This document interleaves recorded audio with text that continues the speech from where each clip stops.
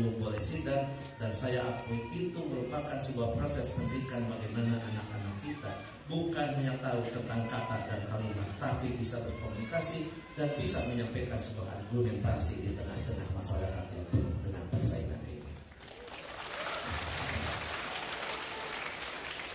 Tapi tentu itu bukan merupakan sebuah jalan satu-satunya untuk meraih kesuksesan di masyarakat. Nanti saya ingin mendengar dan ingin melihat Anda yang punya nilai yang terbaik. Bukan berarti saya tidak mau melihat dan memperhatikan nilai-nilai yang terjelek. Karena ada sebuah pepatah yang mengatakan, setinggi apapun IPK yang Anda dapatkan dari Raharja, nilai itu hanya sampai di meja wawancara.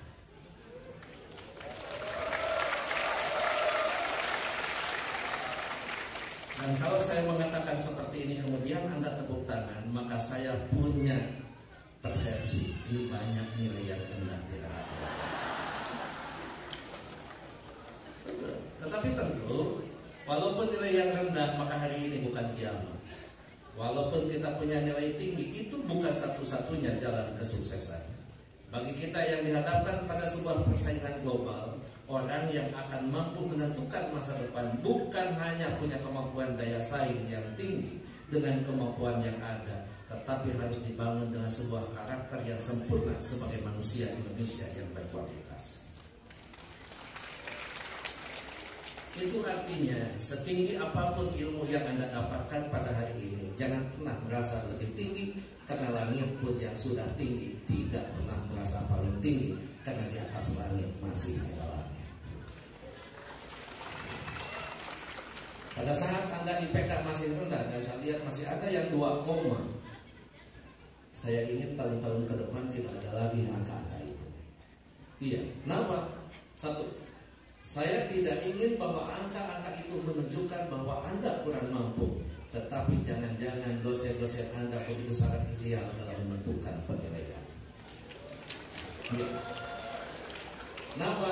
Karena ya kadang-kadang dosen itu kan, kalau manusia dianggap sebagai makhluk yang paling sempurna, diciptakan oleh Allah sebagai makhluk yang paling sempurna, kalau dosen adalah manusia yang paling sempurna.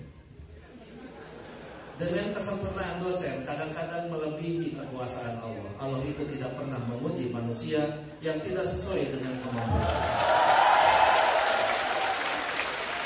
Ya.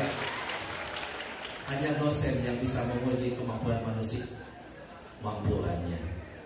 Itu artinya apa? Saya mohon walaupun Anda akan ditepuk tangan, bukan merupakan sebuah katarsis dengan ketidakpuasan. Kenapa? Karena sekeras-kerasnya dosen tidak akan pernah punya keinginan untuk mendolimi mahasiswanya.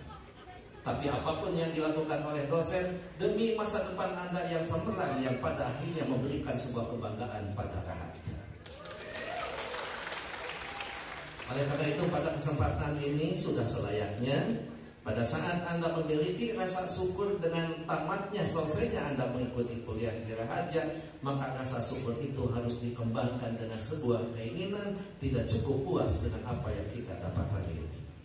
Anda yang akan diwisuda sebagai magister, sebagai master, maka masih ada sebuah tantangan bagaimana Anda meraih S3-nya.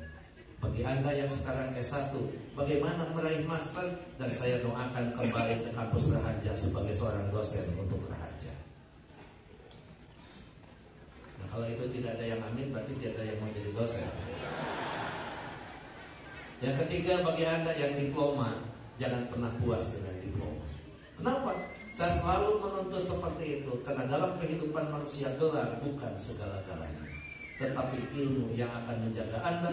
Dan Allah Subhanahu wa taala dalam surat Al-Mujadilah ayat 11 menegaskan, A'udzubillahi minasyaitonir rajim. Yarfa'illahu alladziina aamanu minkum untuk ilmi darajat. Hanya orang-orang yang punya keimanan dan ilmu yang derajatnya akan ditinggikan Allah Subhanahu wa taala. Nah, oleh karena itu, tunjukkan kalau Anda adalah orang yang beriman, tunjukkan kalau Anda orang yang berilmu. Hindari perilaku yang negatif yang akan membuat Anda suram dalam masa depan.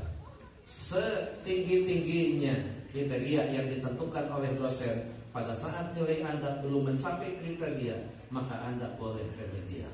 Tapi pada saat di masyarakat Anda berperilaku tidak sesuai harapan dan ekspektasi masyarakat, maka kejelekan bukan hanya bagi Anda, bagi kampus Anda, bagi keluarga Anda, dan bagi masyarakat Anda. Kalau itu yang terjadi, saya tidak mengatakan percuma, tapi tidak lengkap kalau hanya gelar yang kita miliki, tetapi cara pandang dan cara pikir kita belum menunjukkan kalau kita adalah orang-orang yang berilmu dan beriman. Tunjukkan kepada masyarakat kita adalah orang-orang yang terbaik. Jadilah motivator bagi tetangga sebelahnya. Sesusah-susahnya Anda memperoleh pekerjaan, jangan pernah Anda membuat pekerjaan yang tidak menghasilkan. Walaupun Anda menjadi tukang potong. Tahu tukang potong? Tukang poe tombok. Artinya setiap pagi Anda hanya berjemur.